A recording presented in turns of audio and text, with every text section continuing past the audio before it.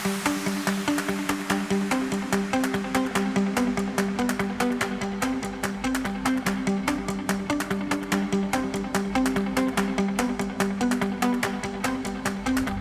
everybody, my name is Julie Sells and I am with Optimum Dealer Services, which is a division of Missouri and St. Louis Auto Dealers Association.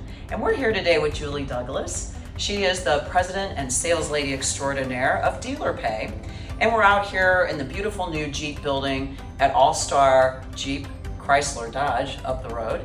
And we're excited to talk a little bit about some new things going on in the credit card space. You may have seen when you're dealing with different businesses that credit card fees are being passed to the customer. And I want to talk to Julie about that because I think there's some confusion out there. Sure, absolutely. The term in the industry is called credit card surcharging, meaning that now, and it's not necessarily brand new, but it's the opportunity for businesses, dealerships, to pass up to 3% of credit card fees only to their customers. This is a benefit to dealers in many ways because credit card fees over the years can be substantial.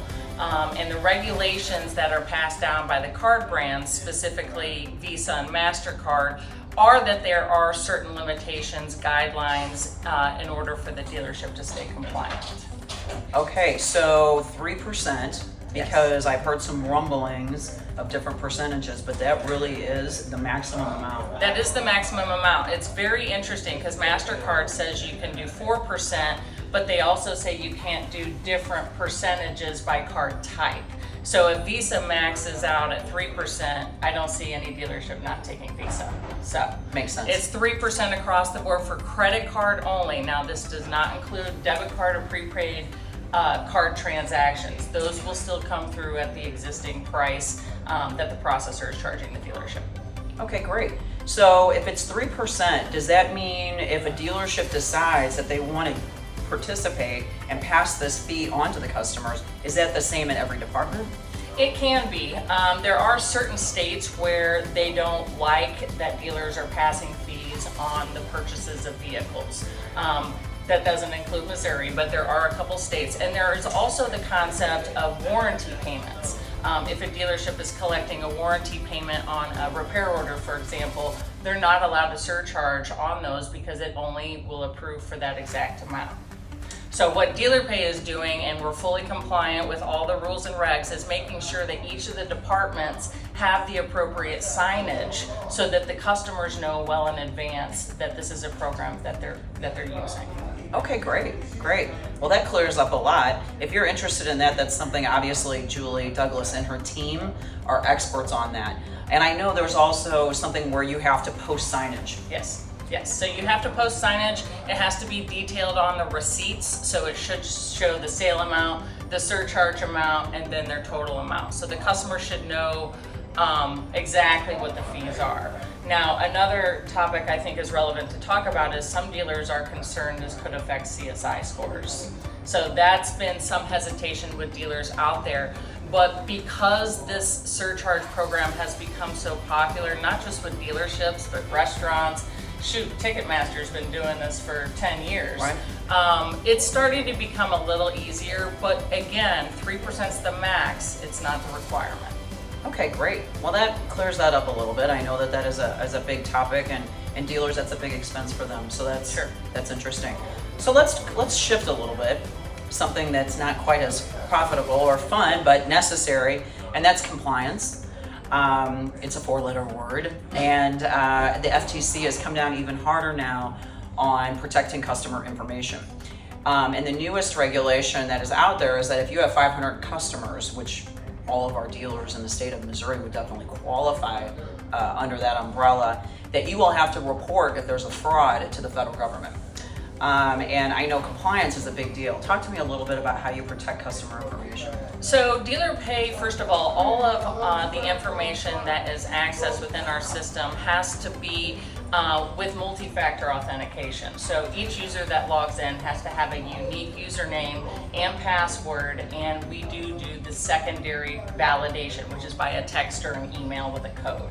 So that's become very standard. So that just gets you into the system. Once you're in the system, the users have very robust protections as to what they can see and not see within the dealership as far as, repair orders, customer information, etc.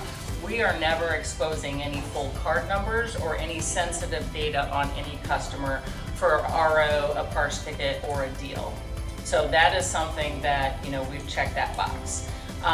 With respect to fraud, that's a whole different topic, and it's become a bigger issue in the last 5 years than it's been in 25 years of me doing this. So, we're starting to see a lot of transactions that take place for customer convenience, meaning the customer's not always in the dealership. So they're not always interfacing with a credit card terminal, which has its own protections in place. Sure. So, for example, if you're calling your dealership to make payment on the phone, there are some risks they're taking. Do we know this is the customer? Do we know that's their card?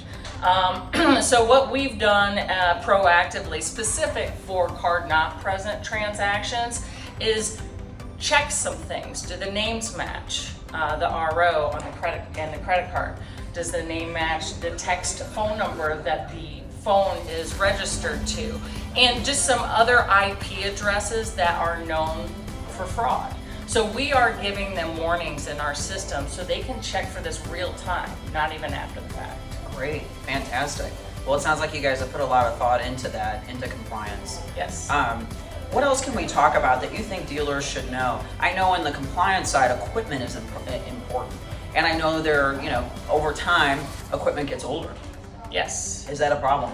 Yes, it's not very popular anymore to have any swipe machines only. You've really got to, excuse me, you've really got to use the chip readers. You really got to make sure your processor has equipment that's fully encrypted, that takes the chip in addition to Apple Android Pay with the tap, which is also referred to as near field communication. Believe it or not, those methods are way more secure than any other. But even if your dealership is sending out payment links, there are some protections on the backside of that too, even if they're not interfacing with a hardware device. Okay, great, fantastic. Is there anything else that we should talk about, Julie, that is important for dealers to know in the processing payment space? Sure. So, as we get into the holiday season, I do try to tell dealers, just be, a little bit more aware of what's happening. Make sure your users know how to use your system properly and they're following all the best practices. This is going to prevent loss and also give you opportunities to make sure you're profiting on every repair order, every parts ticket and deal. Payment processing is evolving quite a bit, and it's become a very important step in the sales cycle because it truly is the last experience the customer has at the dealership is making that payment. So I think going back to that concept of convenience is huge, because if it's very convenient for your customer to pay and interact with the dealership, Sure. There's a good chance that CSI score is going to be higher and they're going to be back next time. Fantastic. Well, we appreciate your time, Julie. Thank you for Awesome. joining us out here at All Star Jeep in the beautiful new building here in St. Louis. And if you have any other additional questions, we will also add Julie's contact information. Please feel free to reach out. She's happy to come out and talk to you more about it. Thank you.